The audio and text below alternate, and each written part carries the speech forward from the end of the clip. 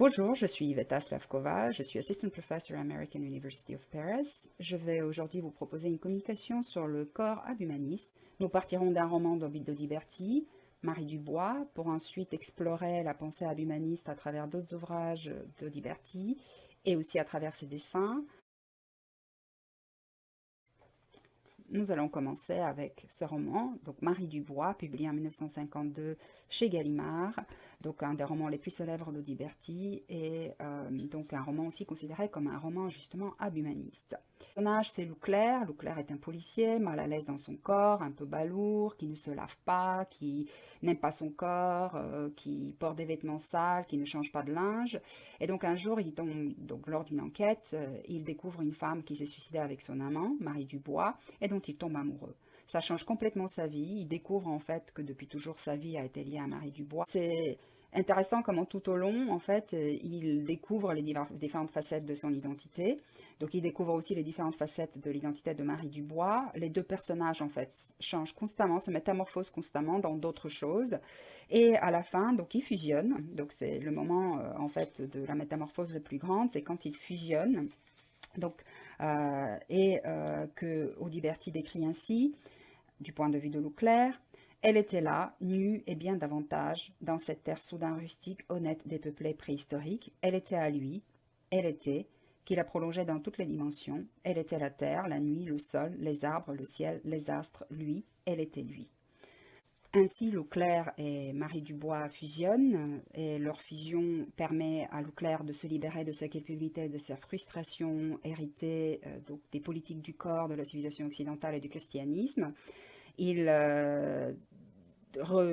réfléchit tout au long du livre sur la domination masculine, sur la virilité, sur la réalité de cette virilité, sur comment elle a conditionné la domination masculine commence à s'articuler avec le désir de ces hommes pour les femmes. Donc il observe les sexes ébauchés dans les pantalons des grandes statues des généraux de Napoléon sur la façade du Louvre. Et il se pose la question de comment ces hommes ont pu résister aux appels tendus de cet effroyable légume à ressort. C'est ainsi qu'il désigne donc le sexe masculin. Donc il est constamment dans une lutte entre son désir de chasteté et son énorme désir donc pour les femmes. Et à la fin, donc, au moment où il fusionne avec Marie Dubois, la vraie transformation, la vraie métamorphose a lieu au moment où il est capable effectivement de prendre le côté du corps, c'est-à-dire de comprendre qu'il est le désir de Marie Dubois et que la jouissance de Marie Dubois est la sienne, et d'arrêter de penser en fait à elle comme un être impur puisqu'elle a fait l'amour avec son amant avec qui il s'est suicidé. Donc Leclerc en fait transforme son esprit mais aussi son corps, il s'assume en quelque sorte entièrement et il fabrique un méga proton grâce à la psychotechnie, une capacité à manipuler en fait l'électricité par agrandissement photoplastique et pluridimensionnel d'un unique grain d'électricité, c'est ce que Audiberti écrit. Et voilà, il pose le début d'une nouvelle métaphysique où il n'y a pas de distinction entre le corps et l'esprit, où les deux sont totalement liés, ou dans une espèce de force immanente, et qui effectivement est capable de dominer le monde. La fin peut être ambiguë, à la fin il se retrouve tout seul. Et réfléchit effectivement sur à la fois la puissance retrouvée par l'homme dans son corps et à la fois de quelle manière cette puissance peut agir vers un changement révolutionnaire du monde. Marie Dubois est souvent considérée comme un des romans abhumanistes d'Audiberti, ensemble avec quelques autres. Tous ces romans, effectivement, remettent en question l'intégralité cohérente du sujet humaniste. Ils s'opposent au culte de la rationalité, de la science. Ils sont une négation de l'anthropocentrisme. Très souvent, on voit des corps qui sont pénétrés par les objets, qui se mettent au même niveau dans l'univers, avec modestie des autres espèces, mais aussi des choses, encore une fois. Donc il se bat contre cette séparation du corps et de l'esprit, donc qui domine la civilisation occidentale, héritée donc de la pensée antique, et qui donc remet en question aussi les grands discours des hommes, la grande histoire, et pointe au contraire tous les maux que ces grands discours ont pu causer au corps. Deux ouvrages principalement théorisent l'abhumanisme. L'ouvre-boîte, paru en 1952, la même année que Marie Dubois, est coécrit avec Camille Brienne, et l'abhumanisme, sorti en 1955, un recueil de textes d'Audiberti. L'ouvre-boîte se développe comme un dialogue assez effréné entre donc, les deux auteurs. D'ailleurs, ça c'est véritablement un dialogue verbal puisqu'ils l'ont enregistré et il y a eu des sténographes qui ont pris des notes. Donc c'est un dialogue sur ce qui empêche l'homme d'accomplir sa puissance. Et puis parmi les choses, effectivement, il y a l'humanisme qui est le premier accusé, puisque l'humanisme est la foi dans la civilisation de l'homme civilisé et la foi dans sa domination l'ont mené aux guerres et à des désastres terribles qui ont causé énormément de souffrance pour le corps. Donc la civilisation occidentale a engendré une culpabilité par rapport au corps, qui a fait que l'homme a engendré ses fils dans la nuit poissonneuse, en tâtonnant dans le noir, et honteux de son plaisir.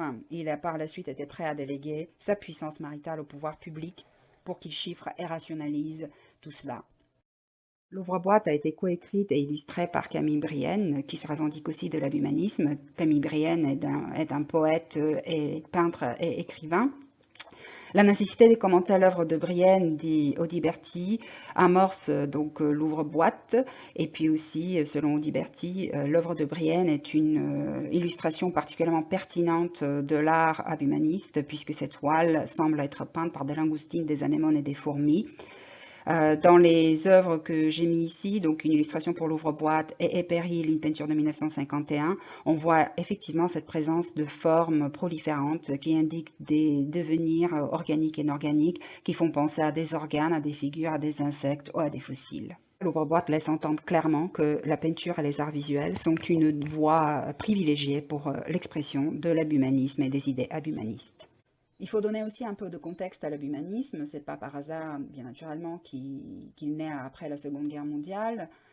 Il y a une interrogation par rapport à la guerre, cette guerre-là, mais aussi la précédente, donc les deux guerres mondiales qui ont été déclenchées par la civilisation et par l'homme dit civilisé.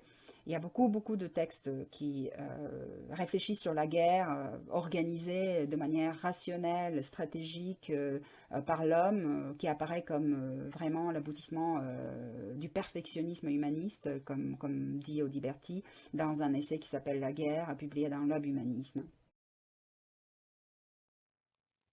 Audiberti est quelqu'un qui écrit et qui dessine aussi, donc toutes ses lettres sont griffonnées. Et il a mentionné à plusieurs reprises aussi cette compulsion qu'il avait à constamment dessiner.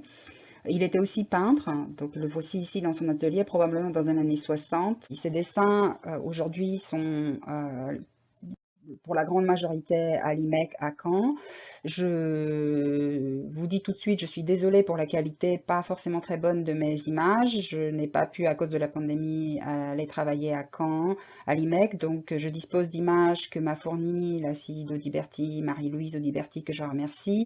Donc, des images, du coup, sont comme ils étaient perçus comme quelque chose de secondaire pour Audiberti. Ils sont montrés, mais ils ne sont pas mesurés, ils sont pas datés. Donc, Audiberti ne les datait pas. C'est un travail à faire. Il y a tout un travail à faire en fait sur ces dessins. Et vous allez voir qu'on a effectivement cette notion de la métamorphose.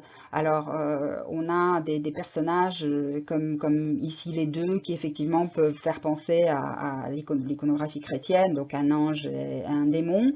C'est des personnages qui sont assez étranges d'un point de vue sexuel, donc qui sont asexués, dont les ailes sont comme des ailerons, dont les têtes peuvent rappeler des oiseaux, donc qui sont dans une métamorphose constante.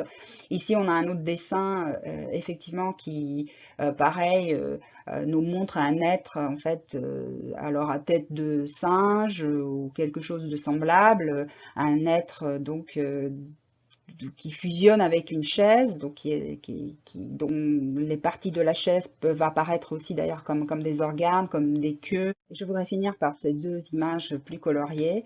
Le pastel à gauche et cette image, cette gouache huile à droite. Je voulais juste les relier un peu aux problématiques que nous avons évoquées pour Marie Dubois. Donc à gauche, effectivement, cette image m'a fait penser à la description que fait Audiberti longuement de Marie Dubois allongée avec sa jupe, et aussi couplé à un autre passage dans lequel Leclerc s'efforce de voir ce qu'on éprouve quand on est une jeune fille, donc notamment en ce qui concerne les premiers frissons érotiques. Et donc ici, on a cette notion, donc ce corps qui se transforme, ces bras qui se rallongent, qui se donnent pleinement à ses mains vampiriques qui sortent de la terre, qui aussi fait penser à cette fusion que Leclerc fait avec Marie Dubois, et qui est aussi une fusion avec la terre, puisque Marie Dubois est enterrée par lui dans la terre, et il lui faut passer par cette terre, effectivement, pour la retrouver. Donc, une représentation du monde mental, ici quelque chose de, voilà, qui peut faire penser à des vers dans une tombe, ici à une bataille. Donc, en tout cas, une conjonction du monde mental et du monde physique dans une image qui est proche par certains côtés du surréalisme.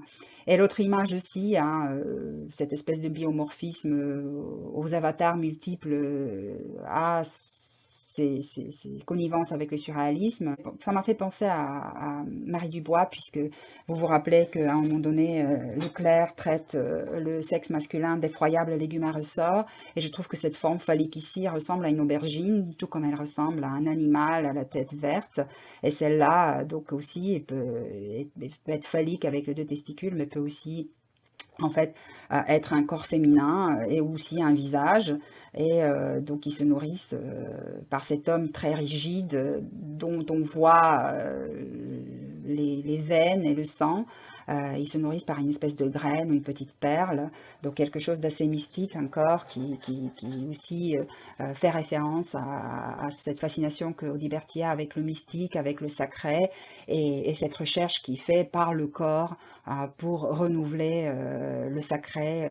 On peut associer à l'obhumanisme les œuvres visuelles, naturellement, de Camille Brienne, qui s'en réclamait, mais aussi de Vols, qui est relié notamment par son amitié avec Camille Brienne, donc dans ses œuvres à la fois peinture, photographie, mais aussi dans ses aphorismes, sur lesquels j'ai pas mal travaillé déjà. Et puis enfin l'œuvre d'Antonin Artaud, aussi bien dessinée et écrite. Pour ces trois artistes, il y a vraiment cette notion d'éclatement de la création, dessiner et écrire au même titre, la réflexion sur le corps souffrant, corps libéré, la métaphysique immanente qui les pénètre, la critique de l'humanisme par un corps et par un sujet fragmenté et par un désir de non-séparation du corps et de l'esprit, et puis aussi notamment pour Artaud et Audiberti, une recherche donc de nouveaux sacrés qui passent par le corps. Suivant dans l'histoire des avant-gardes radicales, notamment dans la critique de l'humanisme, de Dada et du surréalisme, l'humanisme de Jacques Audiberti fait du corps un pivot de l'émancipation humaine, une émancipation certes en toute modestie, conditionnée par la déflation du sujet humaniste, dans un univers non anthropocentriste.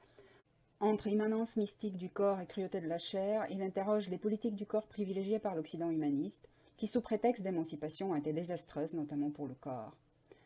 Ces problématiques sont essentielles pour la vie intellectuelle des années 60 et 70, le post-structuralisme notamment. Elles ont tracé une nouvelle vision de la subjectivité. Un an avant sa mort, dans un entretien avec Michel Butor en avril 1976 sur France Culture, Brienne s'étonnait que l'humanisme soit en dehors de tout cela. Ce qui est très curieux, dit-il, c'est que quelques années après, on lançait les mouvements après l'humanisme. On lançait des mouvements comme le structuralisme et tout cela. J'ai été très surpris parce que moi-même, je l'avais pour ainsi dire pensé, mais la discrétion que je manifeste dans ce domaine, du fait que je ne suis pas un spécialiste de la philosophie, me rendait un peu réticent. L'humanisme me semble être un chaînon important dans la critique de l'humanisme, en ce qui concerne le corps et le sujet, mais aussi comme réflexion sur la place de l'artiste, de l'avant-garde et des œuvres dans un monde dystopique marqué par des catastrophes dont la responsabilité incombe, selon les humanistes, à l'homme humaniste.